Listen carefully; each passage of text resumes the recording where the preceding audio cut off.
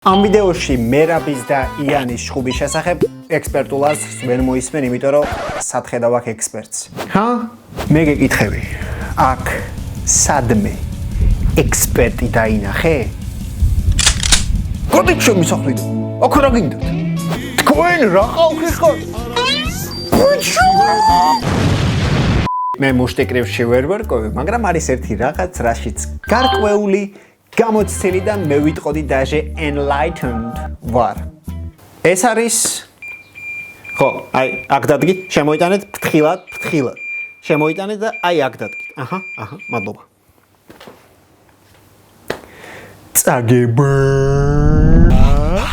წაგება მწარეა. წაგება მტკივნეულია. წაგება და იმ დილით, როცა ჩვენ ყველა ვათენებდით, მასე ადრეც არ იყო ეგ ჩხუბი, რომ შენ გათენება დაგჭირვებოდა. ანუ რა გამოდის, რომ ჩვენ ყველა შენ გვატყუებ და ჩხუბი პირდაპირ ეთერში ნანახი არ გაქვს. ამიტომ გაჯ. იმ დილით, როცა ჩვენ ყველა უფსკრულში მივექანებოდით, თითქოს მუცელში ცრემლის ბაქს ვიღაც დანგრატით აჭერდა და ყველაფერი სითხე სახეზე გადმოდიოდა. ხო, მე მგონია, რომ ცრემლების ბაკი მუცელში გვაქვს. ეს კაეშანი მოგვაწვა, იმიტომ რომ ვიხილეთ დედამიწაზე ყველაზე გულიანი ადამიანის, შეუჩერებელი მანქანის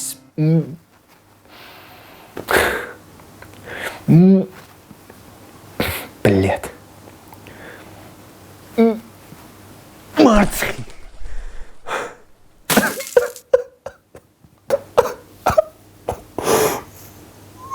ისეთ დიდი ისტორიის მქონე სპორტსმენისთვის, როგორც მერაბ დვალიშვილია, მარცხი არ არის წაგება. წაგება არის, როცა ფარხმალს დაყრი, წაიქცევი და ადგომასაც არ ცდილობ. ხოლო მარცხია, როცა წაიქცევი და ხოხვას აგრძელებ. იდაყვები, გაგეცვითება, მაგრამ ყბით აგრძელებ მოძრაობას. მთავარია არ ჩერდები, რადგან გაჩერება არის წაგება. საბა, ასეთი სიბრძნე ერთიანად არ უნდა თქვა. ხომ ხედავ, გული ვერ გიძლებს, მიდი ახლა რამე ეობა თქვი. კაი, ისო.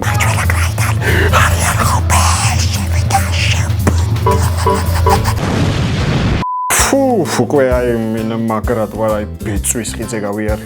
კინახა, ჭკვიანი გამოჩდი. და აი ასეთ მომენტებში, როცა ხედავ ღმერთების დაცემას და უბრალოდ გული არ მიძლევს, რომ მივიღო რეალობა ისეთი, როგორიც არის, მაგ დროს ირთვება ჩემი სუპერძალა. მე ვირტუალურად გადავინაცვლე ჩემს გონებრივ სამჭედლოში და მოვიფიქრე სიუჟეტი, რომელმაც დამამშვიდა. იცით სხვანაირად ამ პრაქტიკას რა ქვია? ილუზიებში ცხოვრებ. არა. შემოქმედებითი იმპულსი. მაგალითად ერთ-ერთი სიუჟეტი, რომელიც ჩემმა საცოდავმა ტვინმა მოხარშა. მერაბმა წააგო, იმიტომ რომ მომავლიდან ვიღაც მასტი ჩამოვიდა და საჯები მოისყიდა. და ეს გააკეთა იმიტომ, რომ მომავალში მერაბმა მე-500,000 მოგების შემდეგ ძალიან გახარებულმა იმ ხელაზე იყვირა, რომ ხმის იოგები კუნთად ექცა.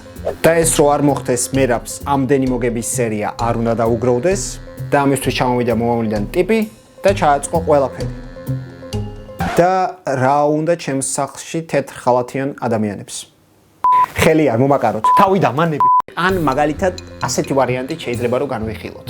მურაბმა დანა ვაიტს აჩუქა მურაბა. და აღმოჩნდა რომ დანა ვაიტს უყვარს პავიდლო. და ეზიზღება მურაბა. თან თავიდან დანა ვაიტს აერია და ეგონა რომ მურაბა იყო მურაბი, იმიტომ რომ თვითონ მურაბს ეძახის მურაბას, არა და მურაბა სხვა და მურაბა ისაა და გამოდის რომ ყველაფერში დამნაშავეა კაკლის მურაბა. მაგრამ იცით რატომ დავიწყე მერაბის წაგებასთან აი ასეთი ფორმით შეგუება? იმიტომ რომ მე შემოქმედებითი პიროვნება გახლავართ გენაცვალე.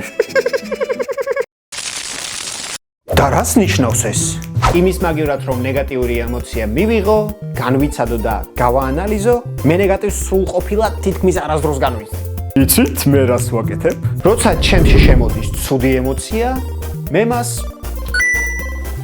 ვამუშავებ. იქნება ეს რაღაც ისტორიული ვიდეო, პოდკასტი, TikTok-ი, ყველგან არის პატარ-პატარა მონაკვეთები, რომლებშიც რაღაც ნეგატივი მაქვს გადამუშავებული. მაგრამ ამ გადამუშავებით მე რეალურად ვირიდებ მათ. იცით რატო? მაგრამ მერაბ დვალიშვილი როგორც ძლიერი ნებისყოფის და შესაშური სადაზღვევო პოლისის მქონე ადამიანი მარცხს იღებს სრულად თავიდან ტერფებამდე. ის არის ბოღმება და არიწყებს აი მარცხის უარყოფას, ანუ ვაფშე ყველაფრის უარყოფას, როგორც მაგალითად ქრისტიანო რონალდო აკეთებს. მესის სოფლიო ჩემპიონატი ის არ იმალება, არ მალავს ემოციებს, არ მალავს სახეს, არ იკეტება, პირიქით უფრო მეტად იხსნება.